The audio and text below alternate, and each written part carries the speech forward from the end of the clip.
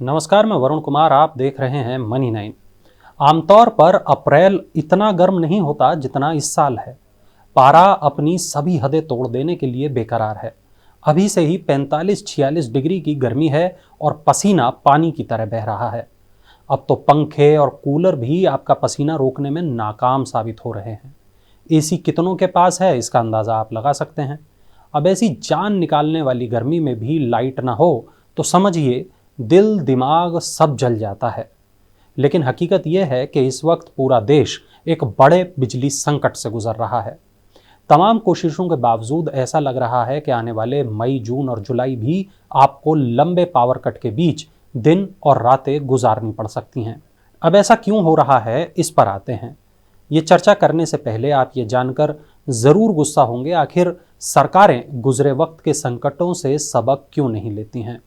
क्योंकि ज़्यादा वक्त नहीं बीता है जब देश ऐसे ही एक पावर क्राइसिस की जद में चला गया था। तब भी कोयले की किल्लत हुई थी और आज भी ऐसे ही हालात हैं। इस दफ़ा मुश्किल इस वजह से ज़्यादा लग रही है क्योंकि गर्मी के चलते पावर डिमांड अपनी पीक पर है और बिजली घरों को कोयला नहीं मिल पा रहा। पिछले साल कोविड की दूसरी लहर के दौरान जो हालात अस्पतालों के सामने ऑक्सीजन को लेकर थे, वैसा ही कुछ मामला अब बिजली को लेकर है। मतलब अस्पतालों तक को बिजली की सप्लाई के लिए जद्दोजहद करनी पड़ रही है। हालात ऐसे हैं कि सरकार के भी हाथ पैर फूले हुए हैं। देश में बिजली की डिमांड रिकॉर्ड स्तर को पार कर गई है। अब आलम यह है कि देश के 173 पावर प्लांट में से 105 में कोयला खत्म होने की कगार पर है। कोयले का मौजूदा स्टॉक अपने तय लेवल के 25% से भी कम रह गया है। अब एक तरफ कोयला नहीं है और दूसरी तरफ बिजली डिमांड रिकॉर्ड तोड़ दे रही है। 26 अप्रैल को अधिकतम पावर डिमांड 201 गीगावाट को पार कर गई। पिछले साल 7 जुलाई को देश में अधिकतम पावर डिमांड 200 गीगावाट के करीब थी।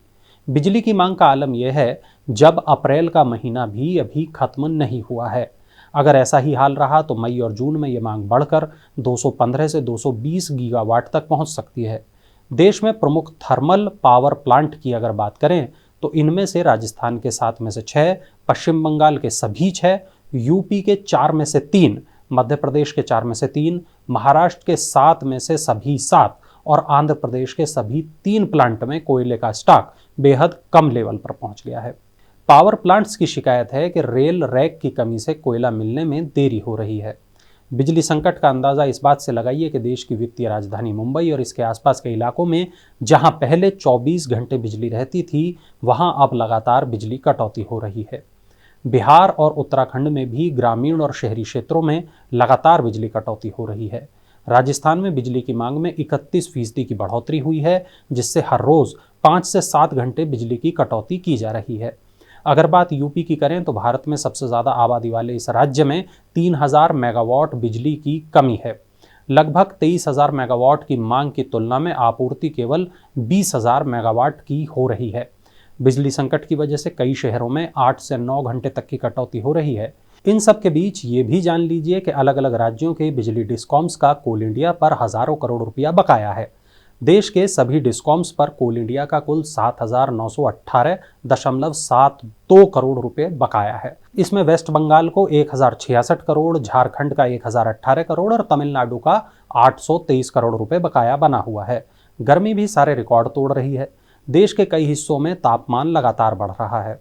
मौसम विभाग ने लू की चेतावनी जारी की है। भारतीय मौसम विभाग के मुताबिक देश की राजधानी नई दिल्ली में 20 अप्रैल को तापमान 42 डिग्री सेल्सियस से भी ज़्यादा चला गया था, जो 5 सालों में सबसे गर्म दिन था। मार्च में नेशनल एवरेज रिकॉर्ड 92 डिग्री तक पहुंच गया है, जो 1901 के बाद सबसे ज़्यादा है। अब कोयले की कमी को देखते हुए रेलवे ने ट्रेनों को भी कैंसिल करना शुरू कर दिया है। सरकार की कोशिश पैसेंजर ट्रेनों को कैंसिल कर कोयले की रैकों को पावर प्लांट्स तक पहुंचाने की है। रेलवे ने 24 मई तक 670 पैसेंजर ट्रेनों को रद्द कर दिया है। इनमें से 500 से ज़्यादा ट्रेनें लंबी दूरी की मेल और एक्सप्रेस ट्रेनें हैं। बिजली संकट लोगों के पसीने तो छुड़ा ही रहा है, इसका असर अब आपकी जेब पर भी पड़ने वाला है। आप सोचेंगे कैसे? दरअसल बिजली कटौती की वजह से कोल्ड स्टोरेज को पावर देने के लिए जनरेटर चलाने पड़ेंगे। कारखानों की भी यही हालत होगी। इससे इनकी लागत और बढ़ेगी और सामान महंगा होगा और सीधा असर पड़ेगा आम आदमी की जेब पर। यानी बड़ी चुनौती इस वक्त सरकार के सामने है। कोयले के संकट को हर हाल में तुरंत दूर करना होगा ताकि अगले 2-3 महीने पूरे देश के लोग इस गर्मी से निपट सकें।